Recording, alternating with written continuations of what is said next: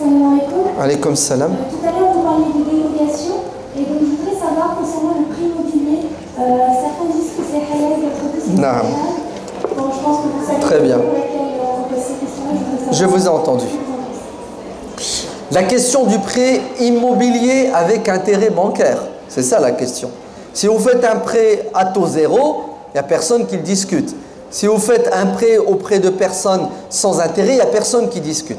C'est passé par le système bancaire actuel qui vous impose automatiquement des intérêts. C'est ça la question de fond. Des savants ont déjà répondu à cette question il y a plus de 20 ans. Ils ont dit que si vous êtes dans la nécessité, pas dans l'obligation, dans la nécessité. Il faut expliquer. Ah oui. Alors, l'obligation, ça veut dire quoi? C'est une question de vie ou de mort. Ouais. Vous êtes à la rue. Ouais.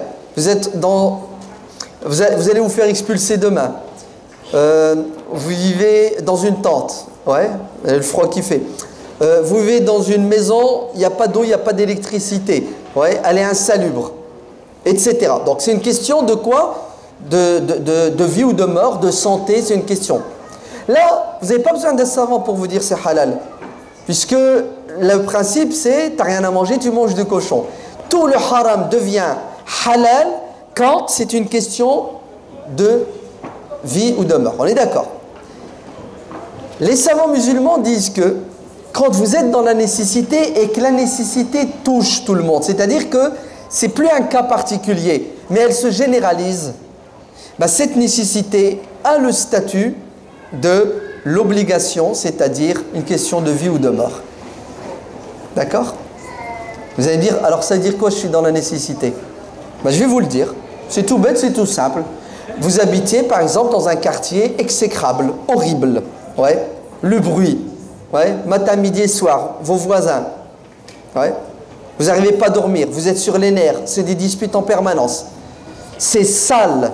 Ouais. Vous sortez de chez vous. Vous sentez la drogue, des gens qui fument matin, midi et soir. Vos enfants sont témoins de choses horribles. Ouais. Regardez ce que je vais vous dire. Mieux que tout cela.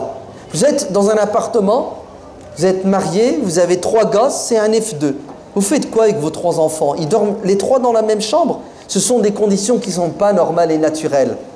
D'ailleurs, si vous avez une fille ou 2 filles et un garçon et vice-versa, ils n'ont pas le droit de dormir dans la même chambre. Non? La CAF vous impose à quoi? Avoir 2. Même islamiquement parlant, il ne faut pas dormir sous la même couverture. Donc, vous êtes dans des conditions qui ne sont pas optimales, voire même qui ne sont pas bonnes. Les savants, certains savants musulmans disent que dans ce cas de figure, vous avez le droit de passer par le prêt bancaire avec intérêt. Vous me suivez? Regardez ce que je vais vous dire. Il y a un savant, on l'a écouté récemment, vous savez ce qu'il a dit?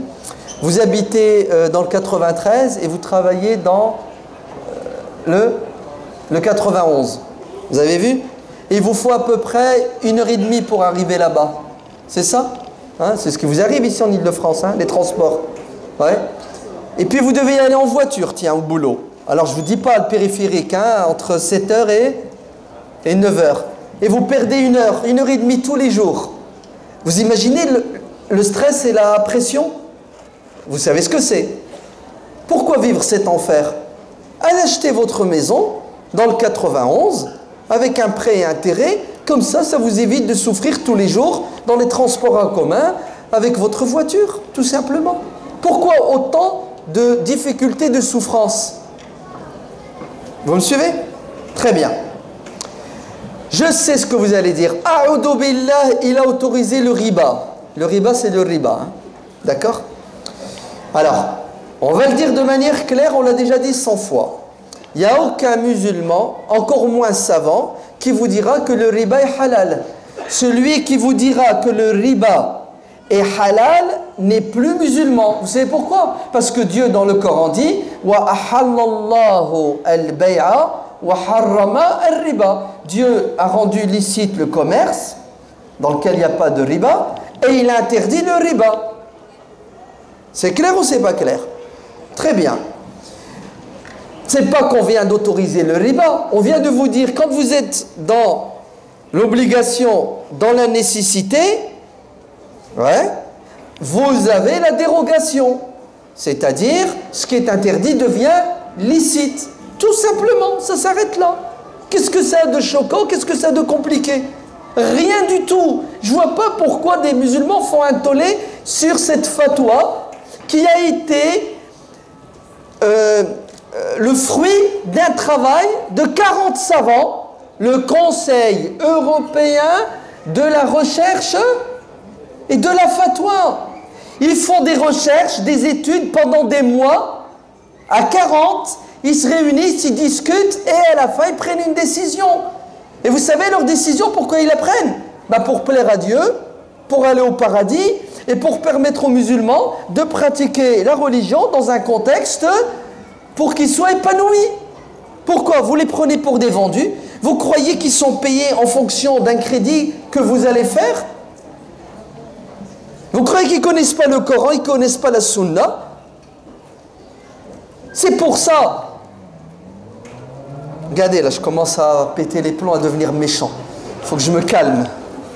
Je failli dire quelque chose, ça m'aurait coûté une mise en garde demain. Que Dieu pardonne à ces gens qui méditent sur le Cheikh Youssouf al-Qaradawi en disant qu'il a autorisé le riba. Bande d'ignorants. Taisez-vous. Vous êtes en train de dire quelque chose qui va se retourner contre vous. Le Cheikh al-Qaradawi, parmi ses 180 livres, il en a un qui s'appelle Fawaidul Bunuki Hiya al-Riba al-Haram. Il faut que je traduise, hein, parce que le mec qui a délié sa langue, il ne comprend même pas l'arabe. S'il ne comprend pas l'arabe, comment voulez-vous qu'il lise le livre de Cheikh al-Qaradawi? Il ne comprend même pas l'arabe, il n'a même pas compris ce que je viens de dire.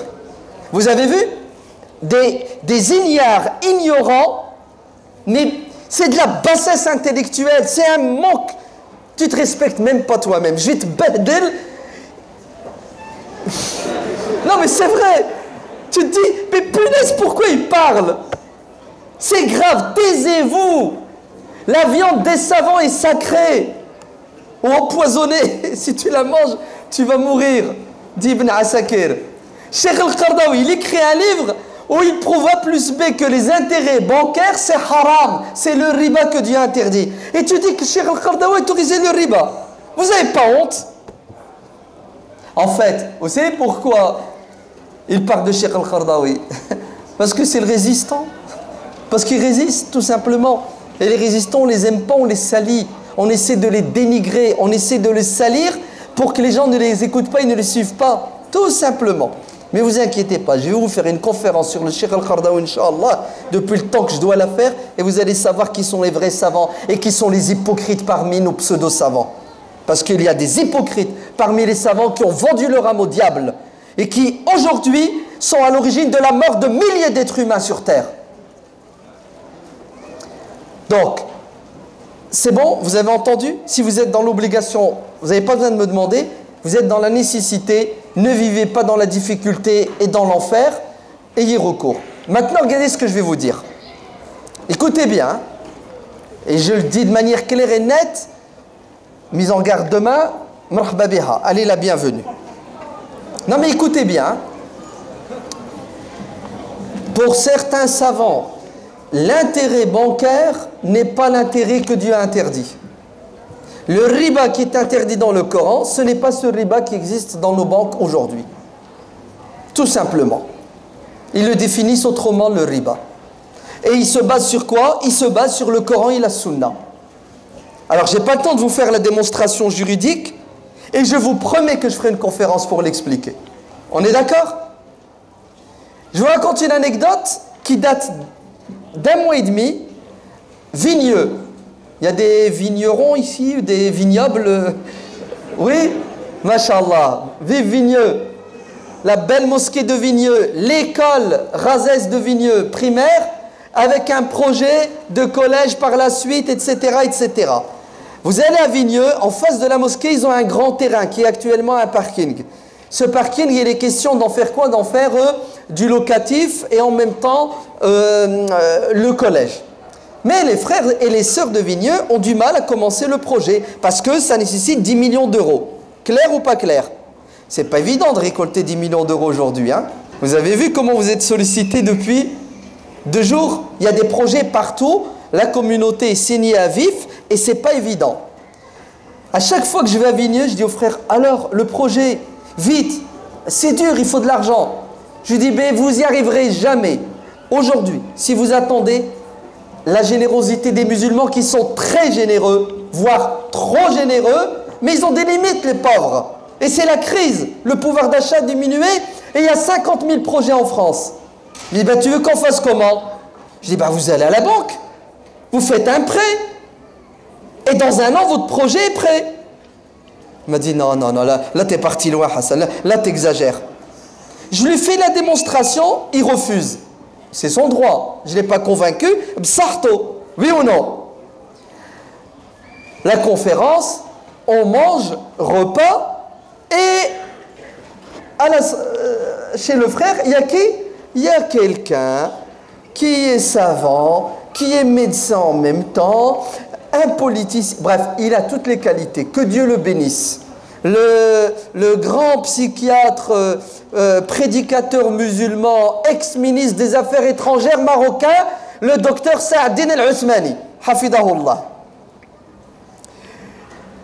Il est là et je profite de l'occasion. Écoutez bien ce que je fais. Je dis au Cheikh Saaduddin, s'il te plaît, est-ce que tu peux leur prouver A plus B qu'aller faire un prêt bancaire pour construire le projet d'investissement et l'école, c'est pas haram parce que j'ai essayé et ça n'a pas marché. Peut-être que toi, tu as plus d'arguments. Et dis-leur qu'aujourd'hui, les taux d'emprunt sont 1,5, 2, c'est même pas l'inflation. Tu empruntes 200 000 aujourd'hui. Dans 20 ans, tu rends 240 000, c'est même pas l'inflation. Parce que les 200 000 que tu as empruntés aujourd'hui, tu achètes avec une vache dans 20 ans, avec les mêmes 200 000, tu achètes quoi? Un mouton. Tu ne peux pas acheter une vache, parce que l'argent, vous savez ce que c'est l'inflation? Vous savez qu'est-ce qu'il a dit le Cheikh Saadin al-Ousmani? Il me dit, mais bien sûr, mais c'est évident. 1,5, 2, c'est pas de l'intérêt, c'est juste la régulation, l'inflation. Tout de suite, ils écrivent la question, ils l'envoient au Cheikh Moufti du Maroc, Rougui. Dans l'instant T, il va leur répondre que c'est halal. J'ai dit, il faut que ça sorte de la bouche de quelqu'un qui a un turban, qui a une grande barbe et qui parle en arabe pour que vous entendiez, que vous écoutiez. Vous avez vu à quoi on est arrivé? Alors écoutez bien, et je vous invite, vous musulmans, vous surtout les jeunes là, vous les franciliens, dépêchez-vous. C'est le moment ou jamais. Après on ne sait pas, peut-être que ça va repasser à 4, 5, 6%. C'est le moment d'acheter votre maison. Achetez-la dans un endroit où vous allez élever vos enfants dignement, qui est propre, proche d'écoles, qui sont à la hauteur, et arrêtez de payer 1 000 € de loyer. Vous allez regretter quand vous allez être à la retraite. Parce que votre retraite ne sera pas conséquente. Avec la loi du travail, vous n'êtes pas clair, les jeunes. Ouais. Et vous n'aurez plus les moyens d'être logés. Et là, vous allez galérer, souffrir, comme souffrent aujourd'hui beaucoup de personnes qui n'ont plus d'enfants, qui n'ont plus d'APL et qui ont des retraites de 1 200 € et un loyer de 800 €. Vous avez entendu ce que je viens de vous dire? Ouais, 1 200 € de retraite et un loyer de 800 €. Vous avez vu le contexte? Comment il est? Que Dieu vous bénisse. Toute chose a une fin, et j'ai faim. Au plaisir de vous retrouver, Inch'Allah. Gardez votre esprit critique. Merci à Farid et à son équipe pour cette tente. N'oubliez pas les livres qui sont là-bas. Jamais vous trouverez des prix aussi intéressants. Il n'y a même pas de riba, il n'y a même pas d'inflation. Wassalamu alaikum wa rahmatullah.